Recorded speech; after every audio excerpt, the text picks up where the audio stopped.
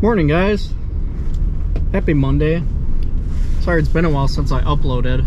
It's been that awkward weather where we've been pretty slow and there's just not that much of interesting calls coming in. But now it's finally negative something degrees, so we're getting plenty of service calls now, so I figured this is a good time to finally record and take you guys along with me. So this first call that we got is a boiler, and I'm not sure what it is exactly. We've never worked on the boiler before. We installed mini splits there, so that's how they're getting heat for now to get through the weekend. So at least I guess they're willing to wait, which was nice.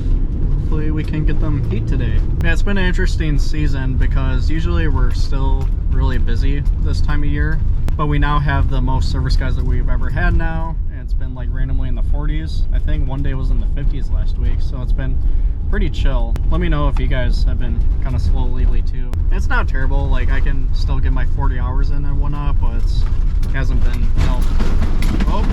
hasn't been balls to the wall, if you know what I mean. So it's kind of nice to have a change of pace finally.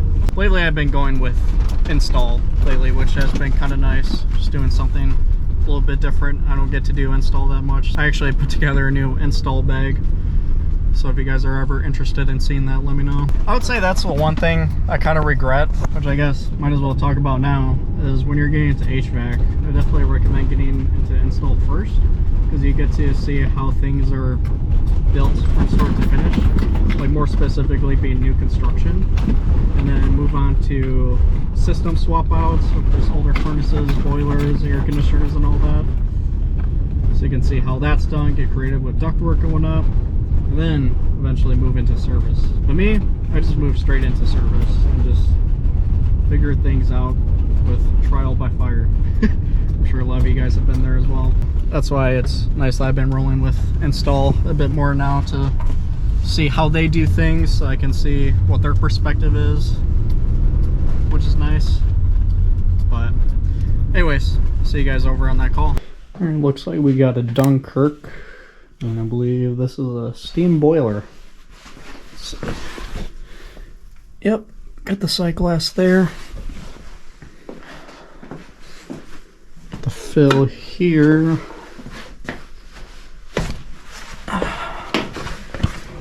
Thermostat is supposedly calling for heat. So, because maybe the thermostat's bad, who knows? And looks like we got power there for the low water cutoff. Water is a little bit low. Let's get a little bit higher before we do anything else.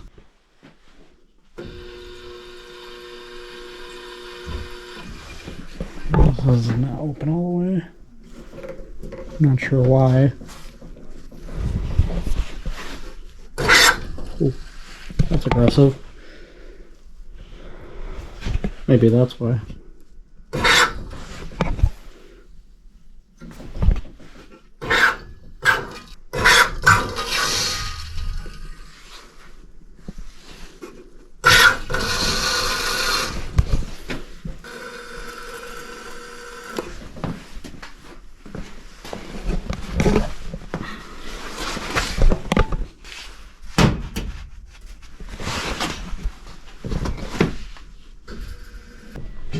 Alright, got it filled almost to where it needs to be.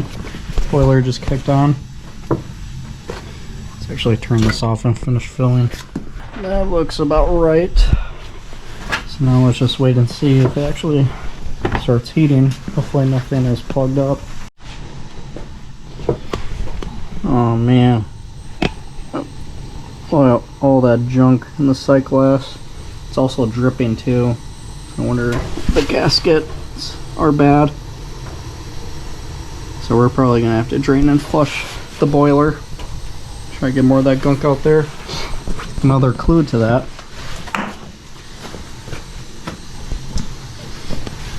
is this 8-way treatment, half added in 2020, so over 5 years ago.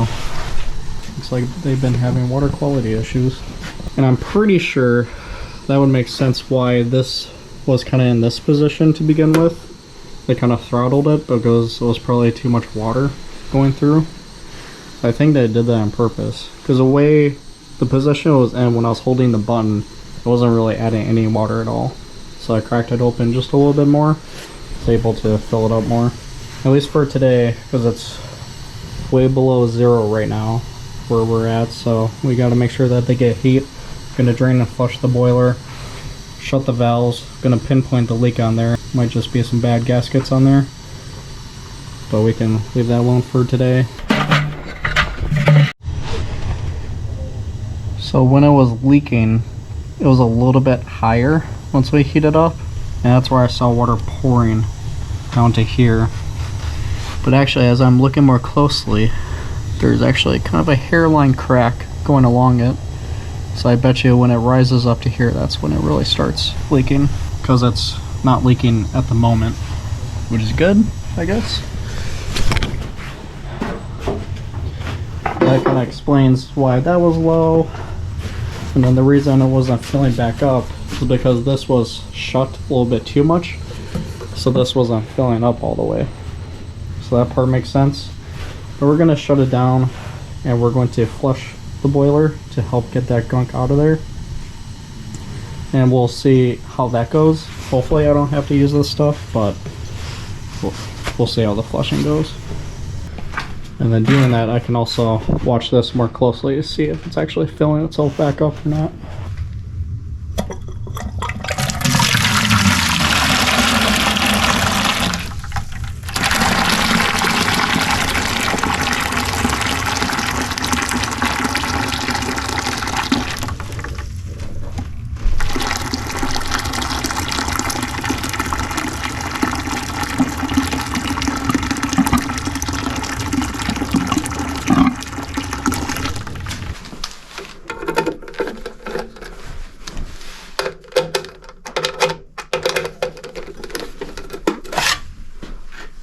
Alright, looks like it just had a little bit of a delay, as you guys can see. Now it's automatically filling itself, so at least we know that that works. We'll let it fill it back up and we'll flush it out again.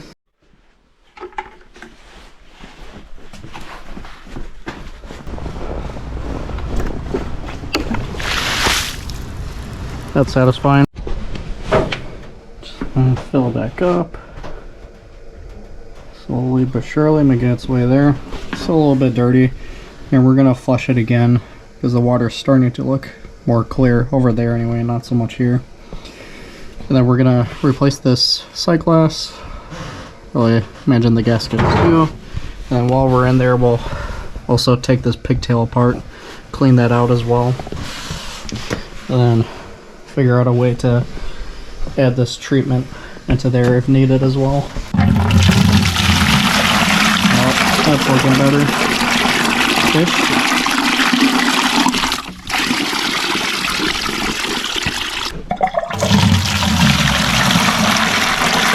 Yeah, they wrote down the maintenance on here too.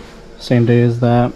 Looks like the pigtail was plugged, so I guess that's why they added that treatment. Which again, we'll do when we come back to replace the sight glass. That doesn't seem to be an issue at the moment.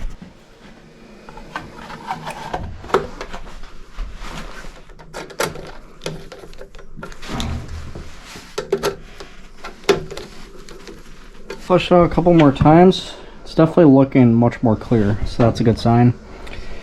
Yeah, I can definitely see that crack from here. Anyways, luckily when it automatically fills, it doesn't reach the point where it's leaking there. I might still shut it just in case, but I already talked to him. We're gonna come back, replace the sight glass, the gaskets on there, then we'll take apart the pigtail loop and clear that out while we're in there. Flush it out a couple more times because I imagine that there's still going to be some gunk in there, and then we'll add that treatment as well. But just going to make sure it's heating fine for today because I got a lot of no heats with how freaking cold it is right now. Lights up just fine, luckily. Filled itself back up. Let's see where the water line is at. It's looking pretty decent.